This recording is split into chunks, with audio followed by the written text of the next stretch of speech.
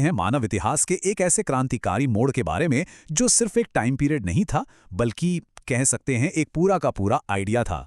ये कहानी है अपर पैलियोलिथिक एज की, या कहें तो उच्च पुरा पाषाण काल की। ये वो वक्त था जब हमारे पूर्वजों ने सिर्फ जिंदा रहना नहीं सीखा, बल्कि दुनिया को अपनी तरह से बदलना सीख लिया था। तो चलिए शुरू करते हैं। जरा इस टाइमलाइन पर एक नजर डालिए। लाखों साल तक हमारे पूर्वजों की जिंदगी, उनका रहन सहन लगभग एक जैसा ही था, ठहरा हुआ सा। लेकिन फिर लगभग 40,000 साल पहले अचानक कुछ कमाल का हुआ। ये जो आखिर में आप एक छोटा सा हिस्सा देख रहे हैं ना, बस यही है वो अपर पैलेयोलिथिक एज। और इसी छोटे से समय में एक ऐसा क्रिएटिव धमाका हुआ, एक ऐसा विस्फोट जिसने सब कुछ बदल कर रख दिया। तो सवाल ये उठता है कि इस बिग बैंग से पहले, इस धमाके से पहले दुनिया आखिर थी कैसी? चलिए एक छोटी सी झलक देखते हैं मिडिल पैलियोलिथिक यानी मध्य पुरा पाषाण काल की दुनिया की। सैकड़ों हजारों सालों तक जीने का मतलब सिर्फ एक चीज पर टिका था, ये फ्लेक टूल। बस एक पत्थर को दूसरे पत्थर से तोड़ा, जो नुकीला टुकड़ा निकला वही औजार बन गया। सिंपल था, काम भी करता था, लेकिन इसमें कोई बदलाव नहीं आया। सदियों तक वही एक जैसा टूल, मतलब इसमें कोई बड़ा इनोवेशन, कोई नई सोच नहीं थी। ये उस दुनिया की पहचान थी जो कह सकते हैं एक जगह ठहरी हुई थी। और फिर कहानी में एंट्री होती है असली विलन की। जी हां, कुदरत खुद। धरती का मौसम बहुत ही नाटकीय ढंग से बदल रहा था। लास्ट ग्लेशियल मैक्सिमम यानी आखिरी हिमयुग का सबसे ठंडा दौर शुरू हो चुका था, और ये मानवता के लिए एक सीधी चुनौती थी, एक अल्टीमेटम, या तो बदलो या फिर खत्म हो जाओ। और हां, ये कोई मामूली सर्दी नहीं थी। इसका मतलब था कि जमीन पर बर्फ की चादरें फैलती जा रही थीं, तापमान लगातार गिर रहा था और मौसम बेहद सूखा हो गया था। अब सोचिए, ऐसे में खाना और बाकी जरूरत की चीजें ढूंढना कितना मुश्किल हो गया होगा। ये एक जबरदस्त प्रेशर था, एक ऐसा दबाव जिसने हमारे पूर्वजों को कुछ नया, कुछ अलग सोचने पर मजबूर कर दिया। तो इस इतनी बड़ी मुश्किल का हल क्या निकला? जवाब मिला टेक्नोलॉजी में। जी हां, पत्थर और हड्डियों से बनने वाले औजारों में एक ऐसी क्रांति आई जिसने खेल ही पलट दिया। देखिए, इस बार जवाब ब्रूट फोर्स यानी सिर्फ ताकत में नहीं था। जवाब था प्रिसीजन में, यानी सटीकता में। जवाब था एफिशिएंसी यानी कुशलता में। और इस जवाब का नाम था ब्लेड। ये सच में एक गेम चेंजर था। अच्छा, अब जरा इस फर्क को समझिए, ये बहुत दिलचस्प है। देखिए, पुराने जो फ्लेक टूल्स थे वो भारी थे और उतने कारगर भी नहीं थे। आप उन्हें एक पुराने जमाने के डेस्कटॉप कंप्यूटर जैसा मान सकते हैं। लेकिन ये जो नए ब्लेड थे, अरे ये तो हल्के थे, कहीं भी ले जाने में आसान और कमाल के एफिशिएंट, बिल्कुल आज के स्मार्टफोन की तरह। और सबसे बड़ी बात, एक ही पत्थर के टुकड़े से कई कई ब्लेड बनाए जा सकते थे। मतलब रिसोर्स का कितना बढ़िया इस्तेमाल।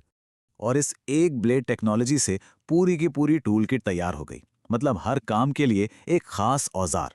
हड्डियों पर नक्काशी करनी है तो उसके लिए ब्यूरिन है, जानवरों की खाल साफ करनी है उसके लिए स्क्रेपर है, शिकार के लिए घातक भाले बनाने हैं तो उसके लिए पॉइंट्स हैं, और तो और कपड़े सिलने के लिए सुइयां तक बना ली थी। अब सोचिए, इंसान सिर्फ ठंड से किसी तरह बच नहीं रहा था, बल्कि उस माहौल में फल फूल रहा था।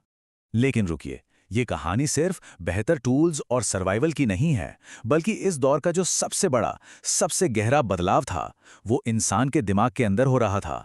ये वो वक्त था जब कला, संस्कृति और सिंबॉलिक थॉट यानी प्रतीकात्मक सोच ने जन्म लिया। अच्छा, ये तो समझ आता है कि बेहतर औजारों ने उन्हें जिंदा रहने में मदद की। ठीक है, लेकिन इसका क्या मतलब है? ये क्या बताता है?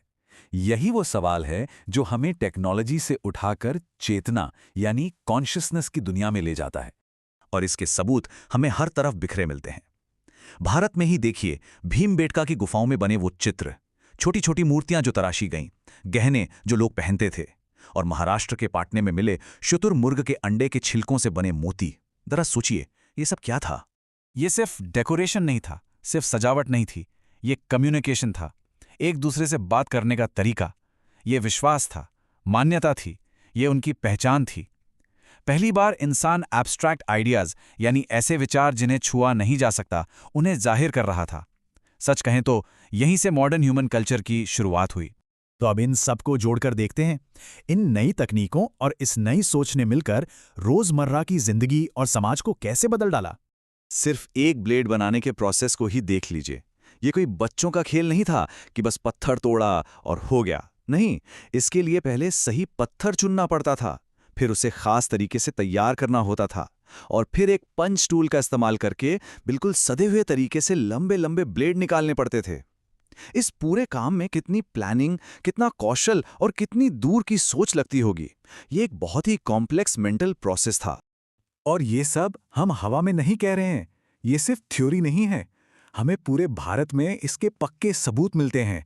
मध्य प्रदेश में भीमबेटका हो या महाराष्ट्र में पाटने या फिर सोन वैली, ये सारी जगह हमें उस जमाने के औजारों, उनकी कला और उनकी जिंदगी की एक बिल्कुल साफ तस्वीर दिखाती हैं। तो इन सबका नतीजा क्या निकला? नतीजा ये हुआ कि जिंदगी अब पहले से ज्यादा सेटल हो गई, स्थिर हो गई।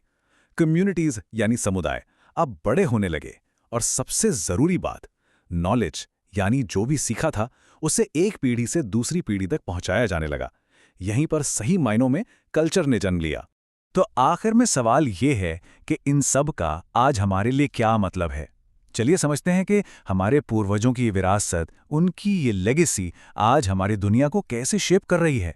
देखिए, इस ग्रेट लीप फॉरवर्ड के 3 मेन पिलर थे: टेक्नोलॉजी, सोशल स्ट्रक्चर और सिंबॉलिक सोच। और जैसा कि ये चार्ट साफ साफ दिखा रहा है, इस एक दौर में इन तीनों ही चीजों में एक साथ एक जबरदस्त उछाल आया। तो जो सबसे बड़ी बात हमें समझनी है वो ये है कि अपर पैलियोलिथिक एज के ये सारे इनोवेशंस सिर्फ जिंदा रहने के जुगाड़ नहीं थे। नहीं, ये तो आने वाली सभ्यता का, सिविलाइजेशन का ब्लूप्रिंट थे। खेती, शहर, लिखने की कला, इन सब की नींव यहीं इसी दौर में रखी गई थी। जरा सोचिए, 40,000 साल पहले हमारे पूर्वजों के सामने एक बदलती हुई दुनिया, एक बदलता हुआ क्लाइमेट था, और उन्होंने उसका जवाब इनोवेशन से दिया, नई सोच से दिया। आज हमारे सामने कौन सी बड़ी चुनौती है? और हमारी ग्रेट लीप फॉरवर्ड, हमारी महान छलांग क्या होगी? ये सवाल मैं आप सबके लिए छोड़कर जा रहा हूं।